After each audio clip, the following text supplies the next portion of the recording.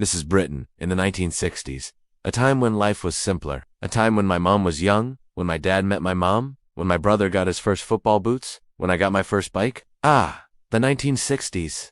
What a time to be alive. So, Britain in the 1960s, it was a different world. Not better, not worse, just different. We were a nation rebuilding after the war, making sense of a world that was changing faster than my son's nappy. But somehow in all that change, there was a strange sense of calm. Children played out in the streets until the streetlights came on. We didn't have mobile phones, so if you wanted to speak to your mates, you had to go and find them. It was hard work being a kid in the 1960s, but someone was always looking out for you. Every morning, mums took their shopping bags and their shopping lists, and they walked down to the shops. Oh no, not in cars. In those days, most families had one car for the whole family to share, so Saturdays were for shopping. And when Mom went out, we knew she wouldn't be back till tea time. Fathers came home from work with the evening paper tucked under their arm, the smell of industries still clinging to their clothes. They sat in their armchairs reading the paper, and we knew not to disturb them, unless the house was on fire or the boiler was making a funny noise. Those were the rules. We didn't have central heating in our house. We had a big old-fashioned boiler in the kitchen that rattled like a train and looked like something from a Victorian workhouse. If the boiler was making a funny noise, that meant Dad got up from his chair,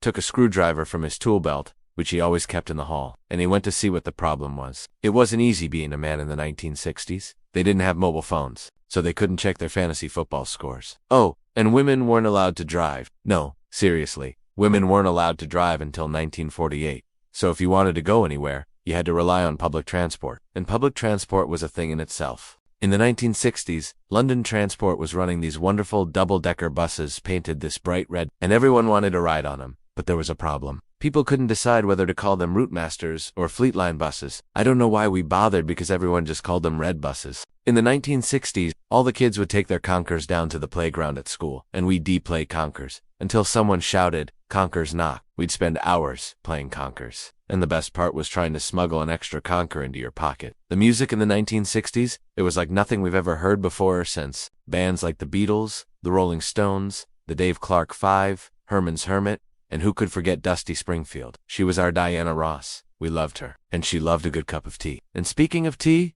if you wanted to go and meet your friends in the 1960s, you'd say, "Fancy a brew?" or "Fancy a cuppa?" That's what we did in the 1960s, and we always had biscuits with our tea. I remember my mom taking us to Woolworths, and we'd pick out our own sweets and our own biscuits and put them in a little paper bag, and then we'd lick the paper bag clean when we got home. We were never told not to eat our sweets on the way home. We just knew not to eat our sweets on the way home. There were lots of great inventions in the 1960s, like the Ford Cortina, the Hoover, the Mini, and the contraceptive pill. It was also the decade of space travel. Men really were the gig. But of all the inventions in the 1960s, my favorite was the self-service petrol pump. At last, you didn't need to rely on some greasy garage attendant to put the petrol in your car. If you were a kid in the 1960s, you didn't get pocket money. You earned pocket money, and you spent your pocket money in war. For a half-crown, you could get a bag of sweets, a football, a toy, or a dream. If you wanted to buy a house in the 1960s, you couldn't just remortgage your house and buy a bigger house. You had to queue up for a council house. My parents queued up for a council house for 3 years, but when they finally got their house, they had pride in it. They had dignity in it, and they had joy in it. And that's what we had in the 1960s. We didn't have much,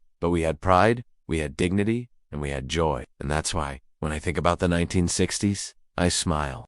Do you ever feel like the world's gone a bit crazy? People running around like headless chickens, shouting into their phones, glued to their screens? If only we could turn back the clock, right? Well, this is Time Vault Chronicles. And today we're taking a trip back to the swinging 1960s, back to a time when life was simpler. The music was cooler and people were somehow both poorer and strangely richer than we are today. Now, before we get started, I want you to close your eyes for a moment and imagine this. You're a kid playing outside. The sun's shining down on your freckled nose. Your laughter echoes in the warm summer air. You kick a football around with your mates, the sound of your shouts and cheers mingling with the melody of birds. You chase the ice cream van down the street, its jingle a playful soundtrack to your carefree day. The scent of coconut and sugar fills your mouth and brings a smile to your face. Time slows down, and the world feels full of endless possibilities. Your mom calls you in from the kitchen window, her voice a gentle reminder that the ice cream has melted, leaving only sweet memories on your lips. That's the feeling we want to bottle up for you today. The spirit of those simpler times. The joy, the wonder, and the nostalgia. So let's dive in. People were poorer, but strangely richer. Rich in togetherness, rich in memories. Kids played outside until the streetlights came on.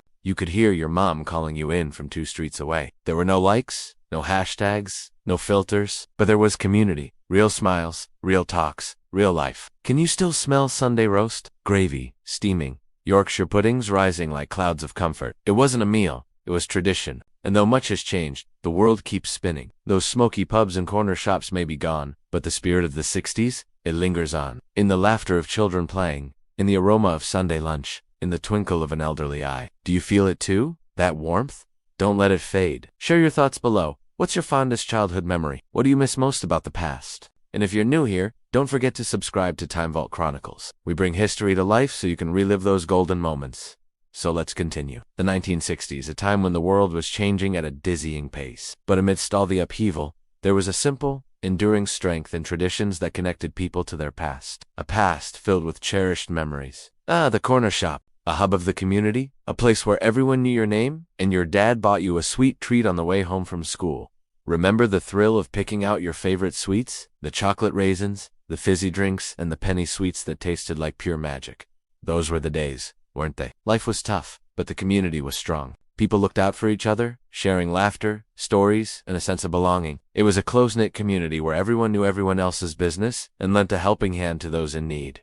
And then there was the pub, a place where the beer flowed, the darts were thrown, and the conversations were lively. The smoky haze, the dim lighting, and the laughter echoing off the wooden panels. It all created an atmosphere of warmth and camaraderie. It was more than just a pub. It was a social hub, a place to unwind and connect with others. But perhaps nowhere was this sense of community and togetherness more evident than on Sunday. Oh, how the anticipation would build throughout the week for that succulent roast dinner. It wasn't just a meal. It was a ritual, a celebration of family and togetherness. The Yorkshire puddings were like clouds of comfort, and the gravy had a depth of flavor that could make your taste buds dance. It was a feast that nourished not just the body, but the soul. The 1960s may have been a time of great change, but amid the upheaval, these traditions provided a comforting constant. They were a reminder of the enduring power of community, the importance of family, and the beauty of simplicity. As we reminisce about these bygone days, let's take a moment to appreciate the traditions that have shaped our lives. Let's honor the memories they hold and the communities they've created. For in these traditions, we find a reflection of ourselves, our shared humanity, and the timeless values that have connected us through the ages. If you've felt that warmth, don't let it fade. Like this video, comment with your childhood memory, and subscribe to Time Vault Chronicles because the past isn't gone. It's waiting for us to remember.